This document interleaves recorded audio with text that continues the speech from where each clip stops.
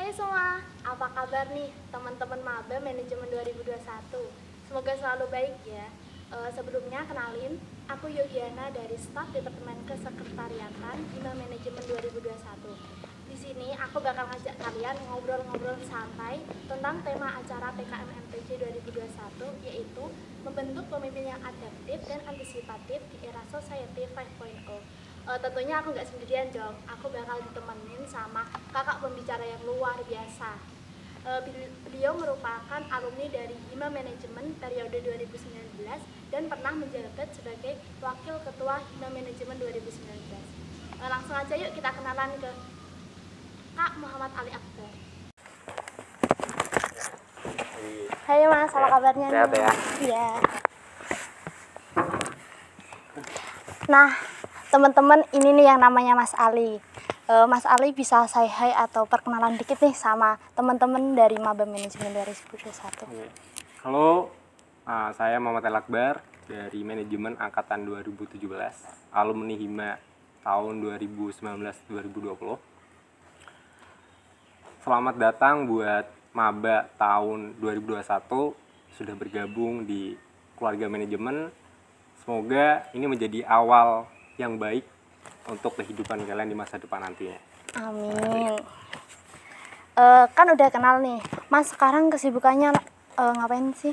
Ini skripsi aja sih. Skripsi. Iya. Kan di pandemi ini berarti serba online ya Mas? Iya. Bisa ngasih kayak pesan kesan dikit gak? Kayak gambaran sama adik-adik? Pandemi gini serba online semua ya. Meskipun terkesan akhirnya nggak seru, cuman tanpa kita sadari itu pandemi juga ngajarin suatu hal sama kita, bahwasannya hidup butuh sebuah pembaruan. Mungkin kalau nggak seandainya nggak ada pandemi, kita nggak tahu tuh aplikasi Zoom, kita nggak tahu aplikasi Google Meeting, kita nggak bisa kalau seandainya jauh komunikasi dan proses belajar kayak gimana. Keren banget nih. Nah, betul juga sih Mas. Kan kita bakal bahas materi tentang era society. Kalau ngomongin tentang era society pasti ada hubungan, pasti kental banget sama yang namanya revolusi industri. Bisa Mas jelasin dikit tentang revolusi industri? Revolusi industri ya? Ya. Secara singkatnya revolusi industri itu kayak gimana cara orang kerja. Perubahan revolusi gimana cara orang kerja kayak dulu revolusi industri 1 yang awal banget tuh ada Inggris yang buat teknik mesin uap, yang dimana waktu itu munculnya teknik mesin uap ini secara ekonomi naikin 6 kali lipat jumlah pendapatan hampir di seluruh negara. Itu revolusi industri 1. Terus ada di revolusi industri 2 listrik ya, yang dibuat sama Thomas Alva Edison sama Tesla. Itu yang akhirnya jadi salah satu titik terang penyempurnaan pembuatan mobil. Terus di 3 ada komputasi. Itu kalau seandainya kalian di industri 3 itu ada film namanya Imitation Game. Itu tentang Alan Turing, gimana caranya dia itu ngebajak. Waktu itu kan ada perang Inggris sama Jerman tuh. Iya. Nah dulu pembajakan kode Jerman itu diciptain sama Alan Turing. Itu yang jadi awal banget pemicu revolusi industri 3. Terus mulai masuk industri 4.0, iya. Internet, semuanya serba internet atau bisa dibilang informasi society ya. Iya. Jadi kalian gampang buat kehidupan orang-orang, kalian cuma butuh buka IG udah tahu kehidupan orang, butuh apa-apa dia udah serba ada.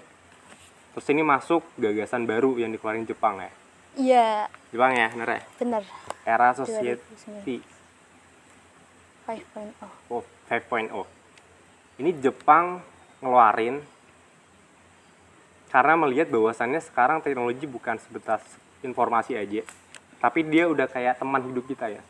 Kalian bangun tidur, kalian tinggal ada mesin gitu, tanya berita apa aja hari ini, minta rekomendasi makan ya.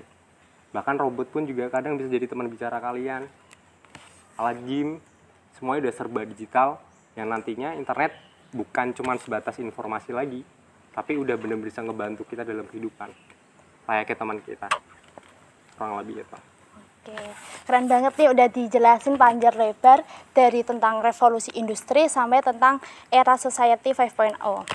Nah, Mas, sesuatu dibuat kan pasti ada yang namanya tujuan. Ya. Nah, tujuan dibuatnya, terbentuknya deh era society 5.0 itu apa sih, Mas? Oh, nggak tahu ya, gue bukan yang buat ya. Tapi mungkin gini, manusia suka sama pembaruan. Manusia gemar menciptakan suatu hal yang baru gitu. Mungkin diciptakannya era society 4.0, adanya AI, IoT untuk membantu manusia agar manusia tuh lebih praktis dalam hidupnya. Lebih mempermudah pekerjaan gitu. Contoh sekarang kita ngeliat jalan tol. Dulu mungkin setiap kita masuk gerbang tol, kita selalu ketemu orang yang narikin uang kita, dan kadang ada space waktu kalau seandainya uang kita lebih, ada kembalian itu. Akhirnya antri lama nih. Iya. Sekarang udah nggak ada gitu lagi. Lebih praktis, Lebih praktis cepat, banget kan, cuman butuh kartu doang, tempel, cepet gitu. Meskipun ada efeknya ya. Cuman terlepas dari itu, semuanya akhirnya serba praktis ya. Serba mempermudah semua kegiatan gitu. Ternyata. Mas bisa ngasih gambaran dikit kepada adik-adik atau teman-teman dari Maba 21 nggak? Kayak penerapan era society 5.0 itu kayak gimana? Penerapannya di kehidupan.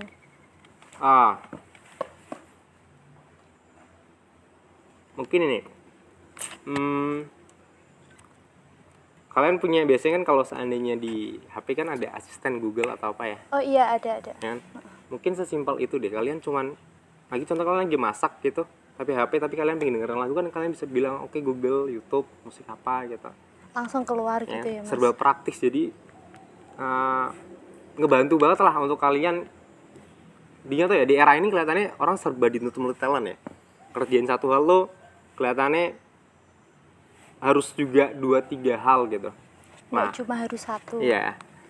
Akhirnya era society harus emang bisa dimanfaatin betul lah. Atau kayak ini tuh. Oke. Lanjut ya, Mas. Kayak kan ini udah dijelasin kayak penerapannya kayak gimana. Terus kayak tanggapan kakak, Mas, tentang penerapan era society terhadap perkembangan teknologi. Teknologi itu tiap tahun ya, bahkan tiap detik tuh selalu melakukan pembaruan gitu. Di 4.0 mungkin cuman ada tentang informasi ya. Cuman kalau di era society bukan informasi lagi, tapi pemberdayaan robotik mungkin. Pemberdayaan IoT, AI yang udah langsung terjun bareng kita. Berarti kayak kita bisa berdampingan buat ngerjain sesuatu gitu. Mungkin kalau seandainya kalian kesepian gitu, nggak ada teman, kalian ada robot nih ngobrol gitu. Kayak penggantinya manusia gitu. Iya, bisa. Jadi menurut Mas, dunia ini udah siap belum kalau memasuki era society 5.0 tersebut? Harus siap menurutnya. Sudah gini, pembaruan teknologi kan harusnya didukung sama kesiapan manusia lah ya. Artinya ketika teknologi itu udah diciptain, manusia secara nggak langsung sudah sadar bahwasannya dirinya harus siap gitu.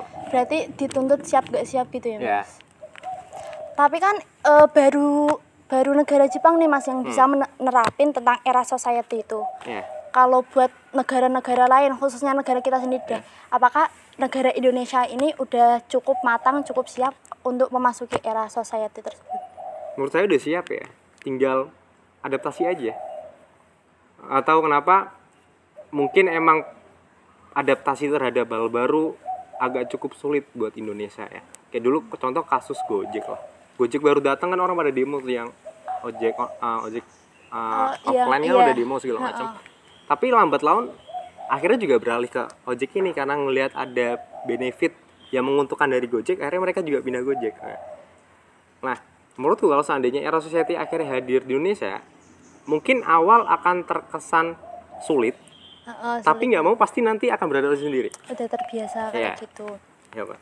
Terus banyak faktor nggak sih, Mas, yang kayak mempengaruhi kalau masuknya era society di negara Indonesia ini, faktor-faktornya gitu loh. Faktor kebutuhannya ya? Iya.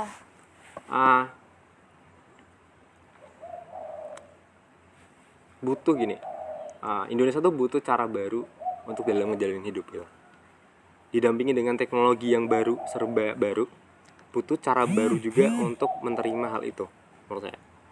Jadi artinya Indonesia emang harus merubah cara kerja dia, yang mungkin yang budaya lama jadi budaya barunya dia. Kayak kita lihat contoh jalan tol tadi lah, contoh kasus jalan tol tadi, itu kan sudah cara budaya baru ya. Nanti mungkin ada orang uang digital juga udah mulai banyak juga. Udah mulai ya, betul sih Mas. Iya, Kak. Kayaknya ini pertanyaan terakhir deh buat Mas. Buat generasi muda khususnya kayak kita nih, kayak mahasiswa, apa yang perlu disiapin untuk memasuki era society 5.0? Oke, pelajarin teknologi, pelajarin ilmu-ilmu kebaruan yang ada di dunia ini, pelajarin keilmuan yang nanti akan ngedukung kalian buat bisa beradaptasi sama era society. Karena era society ini bukan hal yang bisa kita tolak. Kita nggak bisa semena-mena, aku nggak suka era society, terlalu baru gitu. Nggak bisa, karena dia hadir secara otomatis. Ketika teknologi ada, maka akan muncul budaya baru. Dan mau nggak mau kita harus ngikutin, menerimanya juga gitu. Baik Mas, makasih nih udah mau jelasin dikit kepada teman-teman maba, udah mau berbagi ilmu. Ya, sama-sama juga. Senang juga ketemu Nanak Bima lagi akhirnya. Iya Mas. Sukses terus buat kuliahnya, buat skripsiannya, semoga lancar gitu. Amin. Makasih ya Mas. Makasih ya.